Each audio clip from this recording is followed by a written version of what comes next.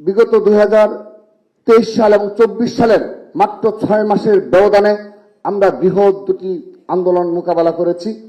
বিশেষ করে ছাত্রদলের নেতাকর্মীরা 28 অক্টোবর 2023 সালের পরবর্তী যে বাস্তবতায় বাংলাদেশে ছিল সেদিন একমাত্র এই বাংলাদেশ জাতীয় ছাত্রদল সহ এই বিএনপি নেতাকর্মীরা বিরোচিত ভূমিকা পালন করেছিল বিদায় খুনি হাসিনার সেই একপেশে নির্বাচন হয়েছিল। পরবর্তীতে জুলাই আগস্ট তার 6 মাস পরে 23 সালের 28 অক্টোবর 7 জানুয়ারি পর্যন্ত আন্দোলন এবং তার 2024 সালের সেই জুলাই আগস্ট গণঅভ্যুত্থানে যে সকল ছাত্র দলের অসংখ্য নেতা কর্মী যারা রক্ত দিয়েছে সেই রক্তের উপর দাঁড়িয়েই এই বিএনপি সরকার প্রতিষ্ঠিত হয়েছে। সেইটা আমি সর্বশেষ অপ্রাসঙ্গিক হলে নিবেদন রাখছি। আজকে এখানে অনেক এমপি এবং মন্ত্রী মহোদয় উপস্থিত রয়েছেন। আপনারা এই দিনগুলোর কথা কখনো ভুলে যাবেন না।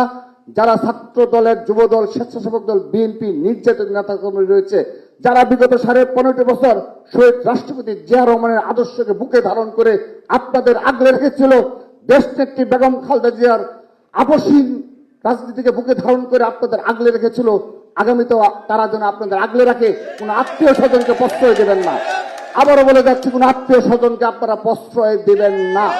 বিগত 15.5 বছর ছাত্রদল যুবদল স্বেচ্ছাসেবক দল বিএনপির নেতাকর্মীরা আপনাদের আগলে রেখেছিল, আগামীতেও সকল ষড়যন্ত্র শহীদ রাষ্ট্রপতি জিয়া রহমানের আদর্শকে বুকে ধারণ করে দেশনেত্রী বেগম খালেদা জিয়ার আপসহীনতা বুকে ধারণ করে তার সুযোগ্য উত্তরসূরি জনাব তারেক রহমানের নেতৃত্বে আমরা সকল ষড়যন্ত্র মোকাবেলা করব।